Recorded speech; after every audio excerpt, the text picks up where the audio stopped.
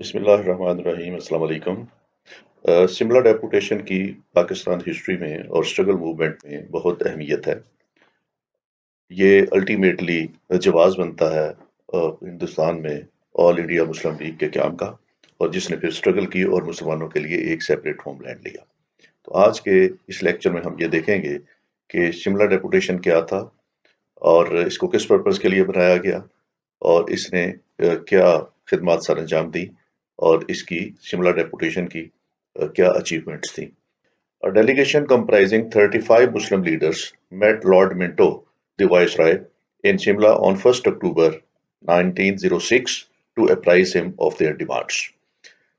Shimla deputation 35 मुसलमान लीडरों का एक वफद था, जिसने 1 अक्टूबर 1906 को हिंदुस्तान के वायसराय लॉर्ड मिंटो से शिमला में मुलाकात की। और इस मुलाकात का पर्पस ये था कि मुसलमानों के जो सियासी मसाइल हैं उनको वायसराय के साथ डिस्कस किया जाए, और वायसराय को मुसलमानों के नुक्ता नज़र से आगाह किया जाए, उनसे फिर उन मुतालबात के हल करने का वादा लिया, उनको कन्विंस किया जाए कि मुसलमानों के ये मुतालबात जो हैं माने जाए, या मुसलमानों को जो डिमांड्स की गई हैं उन पे अमल किया जाए।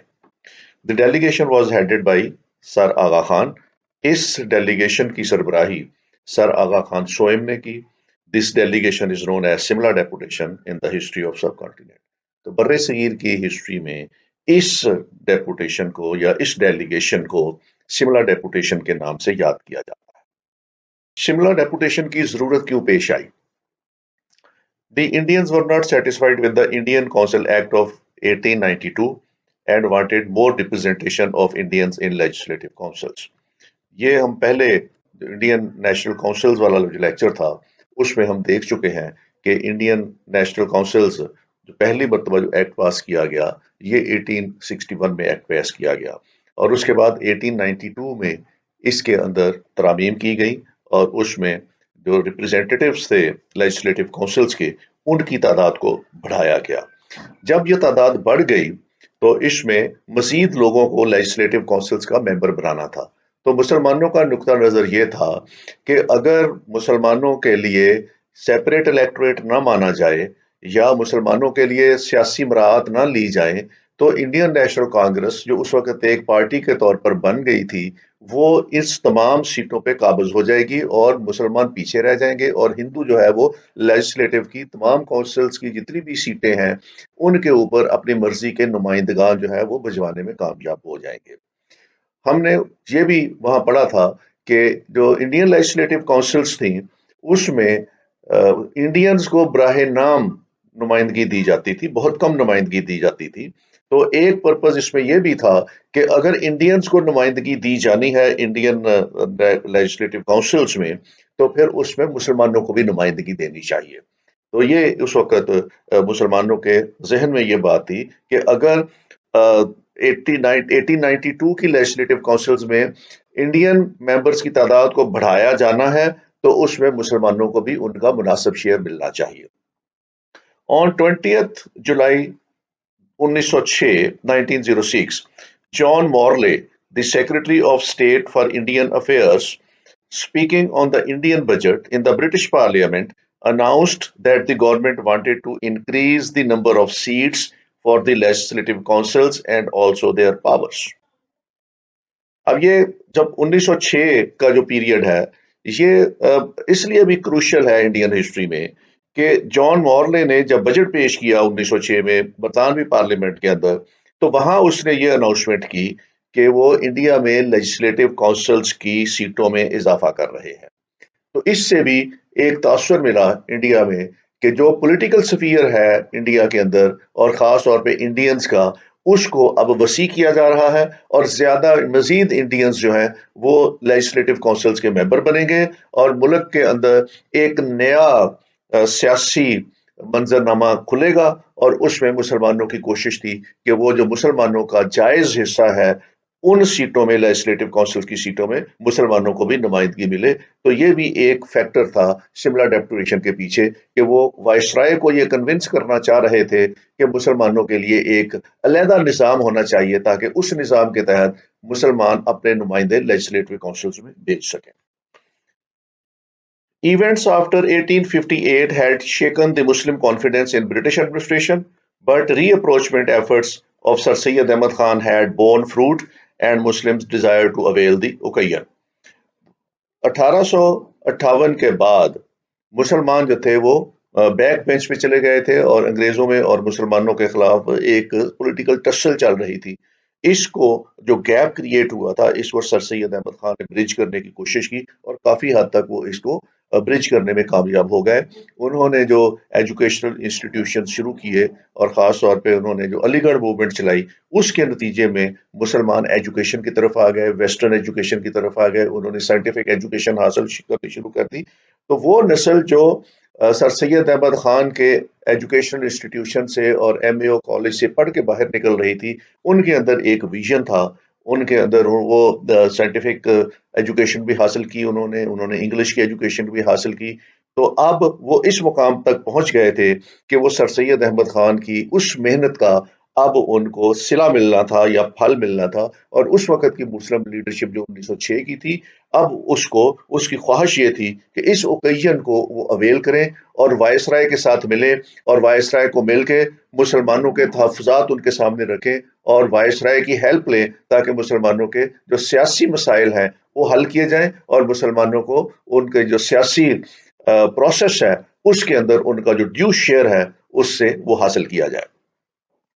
इसके बाद अगला मुसलमानों का जो आई ओपनर था वो उर्दू हिंदी कंट्रोवर्सी थी और उस उर्दू हिंदी कंट्रोवर्सी में हिंदुओं का जो माइंड सेट था वो खुल के सामने आया और उन्होंने एक इंडियन नेशनलिज्म जो बेस्ड करती थी हिंदी पे वो कायम करने की कोशिश की। तो मुसलमान उससे भी थोड़ा सा कांग्रेस से बददिल थे और वो चाहते थे कि अपना एक अलग तशख़्ख़ुस कायम किया जाए ताकि अपने लैंग्वेज का, अपने ट्रेडिशंस का, अपने कल्चर का, अपनी सकाफत का तहफ़्फ़ुज़ किया जा सके। तो उसके लिए भी उन्हें एक प्लेटफॉर्म चाहिए था और शिमला डेपुटेशन ने उनको वो प्लेटफॉर्म मुहैया किया जिसको इस्तेमाल करते हुए वो उर्दू हिंदी कंट्रोवर्सी या मुसलमानों के तशख़्ख़ुस के बारे में जो तहफ़्फ़ुज़ात से उनको दूर कर सकते थे। तो ये भी एक वजह बनी शिमला डेपुटेशन की।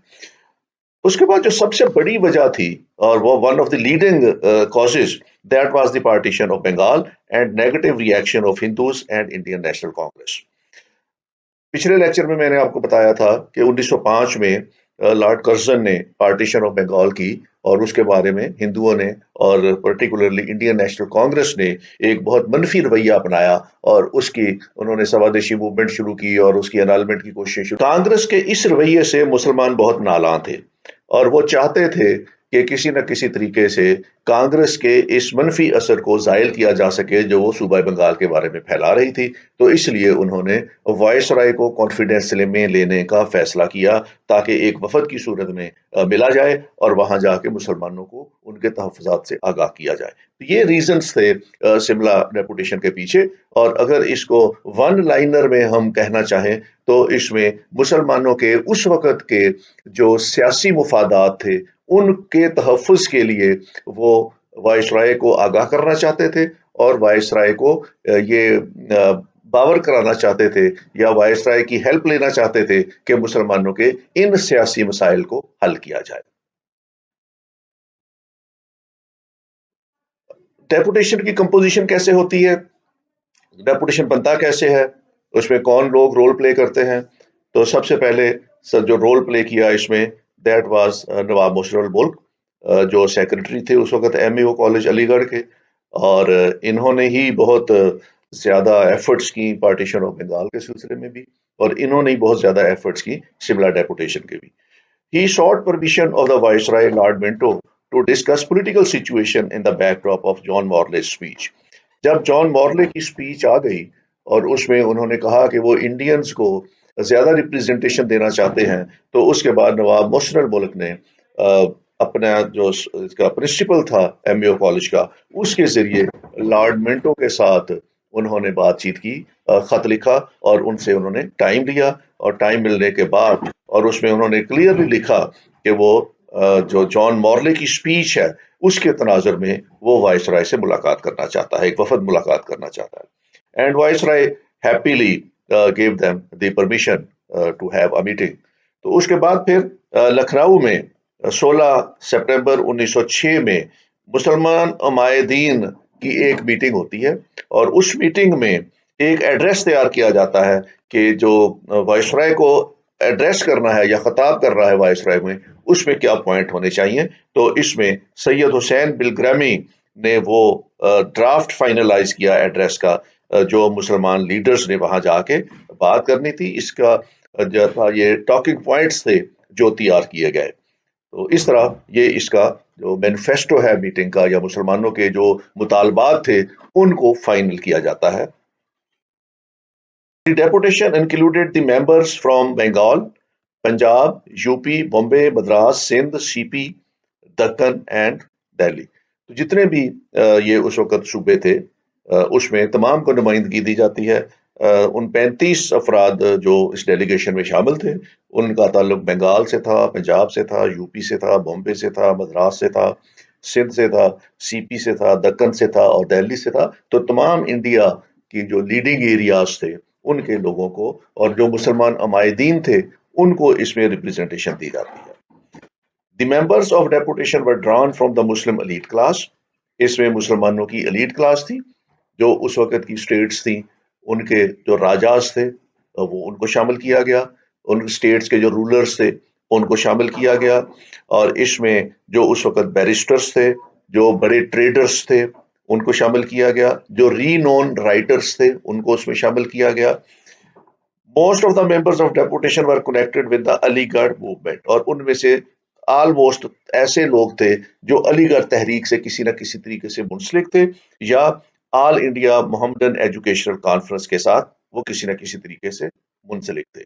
تو یہ وہ لوگ تھے جو اس وقت اپنے زمانے میں جو ایلیٹسٹ کلاس تھی یا ری نون مسلمان تھے ان کو اس وفد میں شامل کیا گیا تھا.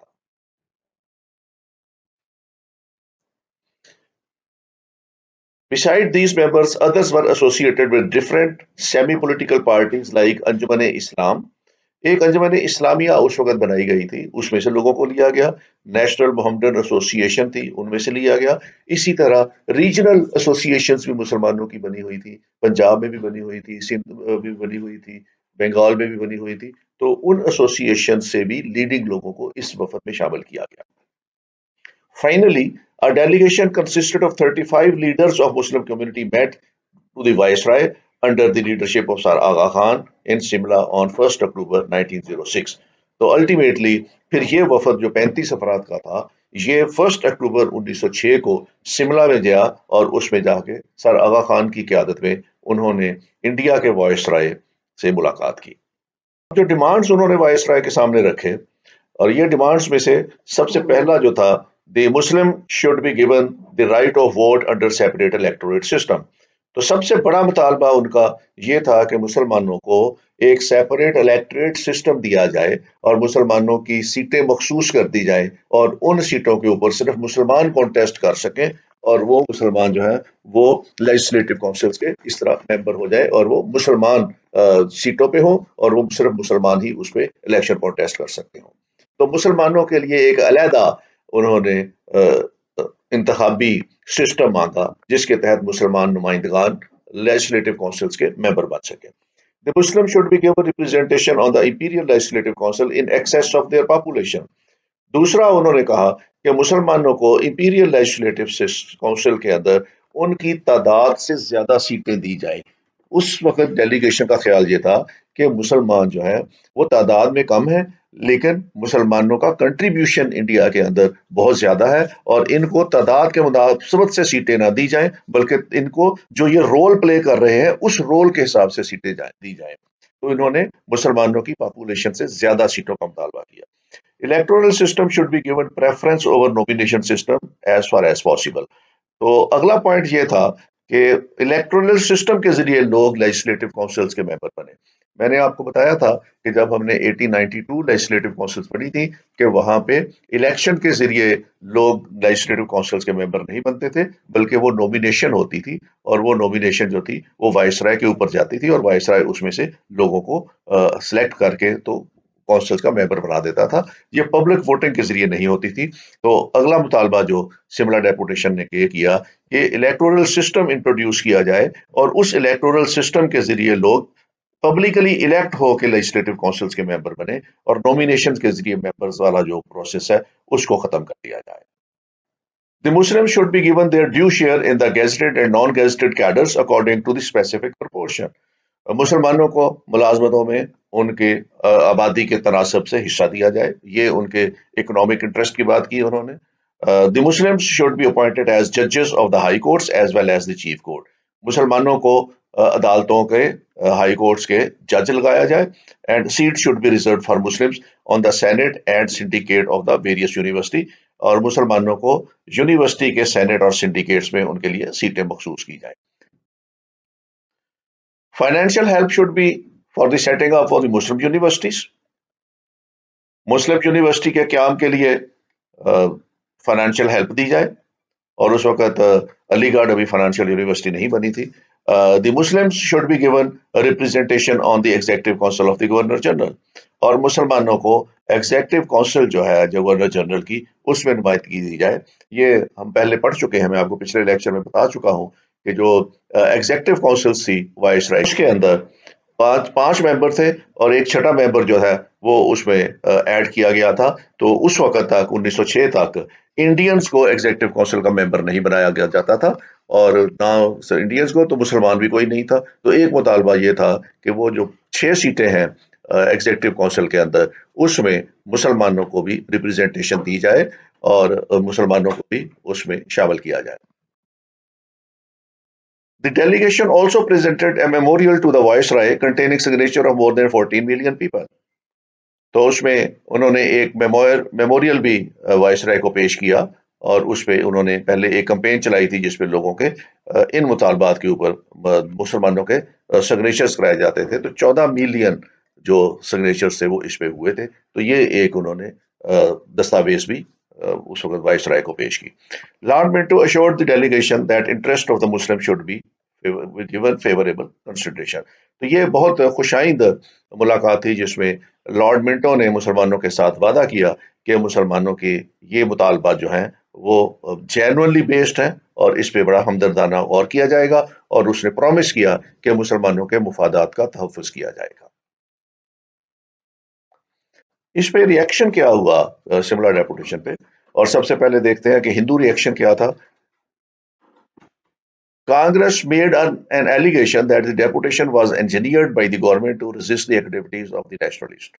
سب سے پہلے تو انہوں نے اس پہ یہ الزام لگایا کہ یہ وائس رائے صاحب نے یہ جو بھی شملہ ڈیپوٹیشن بلایا ہے یہ انجینئرڈ ہے اور گورنمنٹ کا سپانسرڈ ہے, اور اس کو بنانے کا مقصد یہ ہے کہ جو نیشنلسٹ موومنٹ چلا رہے ہیں ہندوز اور on the platform of Indian National Congress اس کو کم کیا جائے یا اس کو ختم کیا جائے یا اس کو رجسٹ کیا جائے.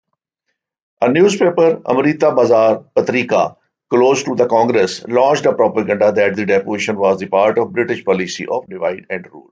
تو جو ہندو اسپانسرڈ پریس تھا یا میڈیا تھا اس نے یہ تاثر دینا شروع کر دیا کہ یہ برٹش پالیسی جو ڈیوائڈ اینڈ رول کی ہے اس کے تحت اس کو گورنمنٹ کی اسپانسرشپ حاصل ہے اور یہ ڈیپوٹیشن گورنمنٹ کی مرضی سے بنا ہے اور اس کو گورنمنٹ نے ہی بنایا ہے تاکہ ہندوؤں کے اثر و رسوخ کو ختم کیا جا سکے اور انگریز جو ہے وہ ڈیوائڈ اینڈ رول کی پالیسی پہ گامزن ہے. It also stated that the deputation did not represent the whole of the Muslim community and self-serving British officers were involved in its formation.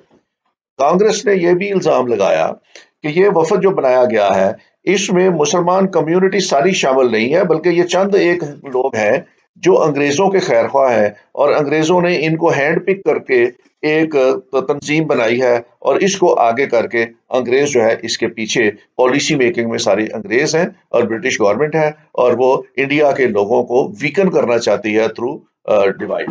تو یہ انہوں نے اس طرح کے الزامات ہندوؤں نے لگانے شروع کر دیے اور انہوں نے سملا ڈیپوٹیشن کو اور اس میں پیش کیے گئے جو مطالبات تھے وائس رائے سے ہندوؤں نے اور انڈین نیشنل کانگریس نے ان کو کسی بھی قسم کی چیزیں جو ہے یا مراعات دینے کی مخالفت کی اور انہوں نے کہا کہ یہ تو ایشوز ہی نہیں ہے ایسے جو مسلمان اٹھا کے وہاں وائس رائے کے پاس لے گئے ہیں. سملا ڈیپوٹیشن کی بہت امپورٹنٹ سگنیفیکینس ہے in the history of subcontinent. The Simla deputation was unique in that for the first time Indian Muslims were not only prepared but also anxious to take their full share in the political activities of the country as a distinct identity. ये 1857 और 58 के बाद ये पहला मौका था जहां मुसलमानों ने पॉलिटिकल एक्टिविटी में हिस्सा लेने और अपने मुतालबात जो है वो उसमें बहुत सीरियस नजर आए और उन्होंने उसके लिए सियासी तगोदो शुरू की। तो इसलिए इसकी बहुत सिग्निफिकेंस है। ये सब कॉन्टिनेंट में मुसलमानों का सियासी हकूक के लिए अपनी जंग लड़ने का पहला कदम था, जिसमें उन्होंने अपने मुतालबात ड्राफ्ट किए और अपने मुतालबात वायसराय को पेश किए और फिर उसके लिए परसिस्टेंटली वो कोशिश करते रहे। तो ये एक डिस्टिंक्ट आइडेंटिटी एस्टेब्लिश करने की तरफ एक पहला कदम था। ये मुसलमानों का अपनी एक अलहदा कौमियत बनाने का और उसको साबित करने की तरफ पहला कदम था जो मुसलमानों ने सिमला डेपुटेशन की सूरत में उठाया। The importance of similar deputation lies in the fact that Minto's acceptance of the demand of separate electorate was the foundation of all future constitutional proposals made for India. इसमें जो सबसे बड़ी बात मुसलमानों ने की थी वो सेपरेट इलेक्टरेट थी कि मुसलमान अपना एक अलग सियासी तशख्खुस कायम करना चाहते थे। ये सबसे बड़ी पॉइंट जो इसमें ये था और वायसराय का इस पे मुत्तफिक हो जाना मुसलमानों के साथ ये एक बहुत बड़ी कॉन्स्टिट्यूशनल अचीवमेंट थी मुसलमानों के लिए। और इसी कॉन्स्टिट्यूशनल अचीवमेंट के ऊपर अगली 8-10 साल की जो सियासत है, बल्कि 1935 तक जो राउंड टेबल कॉन्फ्रेंसेस और गवर्नमेंट इंडिया एक्ट 35 आता है, उसमें यही एक इशू जो है सब कॉन्टिनेंट में सियासत में छाया रहा, जिसको सेपरेट इलेक्टोरेट कहते हैं। Minto put many of these into laws through the Indian Council Act 1909, granting the wishes of the deputation, particularly the separate electorate. इसके बाद जो अगली इंडिया में सियासी इसराहत आती हैं, इनको हम इंडियन काउंसिल एक्ट 1909 कहते हैं या उर्फ आम में इसको मिंटो मॉर्ले रिफॉर्म्स कहते हैं। तो जो मिंटो मॉर्ले रिफॉर्म्स आती हैं, इनमें से जो मुसलमानों ने बहुत सी अपनी मुतालबात पेश किए सिमला डेपुटेशन को, उसमें से काफ़ी ज़्यादा मुतालबात जो थे वो इंडियन काउंसिल एक्ट 1909 में मुसलमानों को वो चीज़ें मिल गई, जिसमें एक सेपरेट इलेक्टोरेट भी था। तो इस तरह मुसलमानों को पहली सियासी कामयाबी हम कह सकते हैं जो सेपरेट इलेक्टोरेट की सूरत में मिली, और ये इंडियन काउंसिल एक्ट 1909 में या मिंटो मॉर्ले रिफॉर्म्स की सूरत में मुसलमानों को मिली।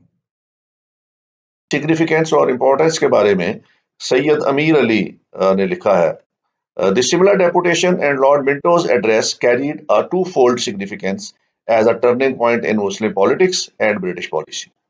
He hailed the similar deputation as the first concerted Muslim action conceived in a constitutional spirit. तो सैयद अमीर अली कहते हैं कि ये मुसलमानों का फर्स्ट कंसर्टेड मुस्लिम एक्शन था जिसने कॉन्स्टिट्यूशनल स्पिरिट को कंसीव किया। तो ये एक ट्राइब्यूट पेश किया है सैयद अमीर अली ने, जो इसकी सिग्निफिकेंस है सिमला डेपुटेशन की। The success of the Simla deputation made the Muslim very happy. मुसलमान जब वापस आए, सिमला डेपुटेशन थे तो वो मुतमिन थे, उनको इत्मीनान था कि वायसराय ने हमारी बात जो है वो गौर से सुनी है, तवज्जो से सुनी है और उसने हमारे मुतालबात को मान लिया है और उसने मुसलमानों की जो जायज़ उसमें डिमांड्स थी उसको पूरा करने का उसने वादा भी कर लिया है। तो मुसलमान इस चीज़ से काफ़ी मुतमिन थे। It led to establishment of all India Muslim league.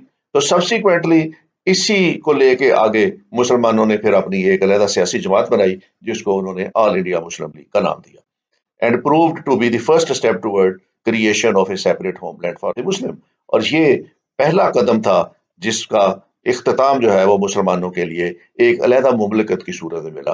तो इसको हम सिमला डेपुटेशन को हम कह सकते हैं that it was the first step toward achieving a separate homeland for the Muslims of the sub continent. अब इस सिलसिले में कुछ रेफरेंस रीडिंग इसलिए करना चाहे तो इसमें role of religion in Indian politics, ये चौधरी केसी की है और रहमान मार्टियर की from consultation to confrontation, a study of the Muslim league in British Indian politics. Syed रजी वास्ती की है the political triangle in India. और उसके बाद और दो और कुछ रेफरेंसेस हैं इसमें जिसमें अख्तर शमीम अख्तर का Aligarh and Muslim politics, checkered road to Shimla, اور محبوب حسین کی Muslim nationalism in South Asia, evolution through constitutional reforms, اور احمد سعید اور خواجہ منصور سرور کی ٹریک ٹو پاکستان، اور آئی ایچ قریشی کی دی اسٹرگل فار پاکستان. تو یہ آپ اگر فردر ریڈنگ کرنا چاہیں اس پہ تو یہ آپ ان بکس سے استفادہ کر سکتے ہیں. یہ تھا آج کا لیکچر جس میں ہم نے سملر ڈیپوٹیشن دیکھا اور اس کی اغراض و مقاصد دیکھے اور اس کی سگنیفیکینس دیکھی، اور اس نے جو رول پلے کیا ہے آگے سب کانٹیننٹ کی پالیٹکس میں وہ ہم نے دیکھا. کل ہم انشاءاللہ آل انڈیا مسلم لیگ کے اوپر لیکچر جو ہے وہ مینیج کریں گے. Thank you very much, take care, خدا حافظ.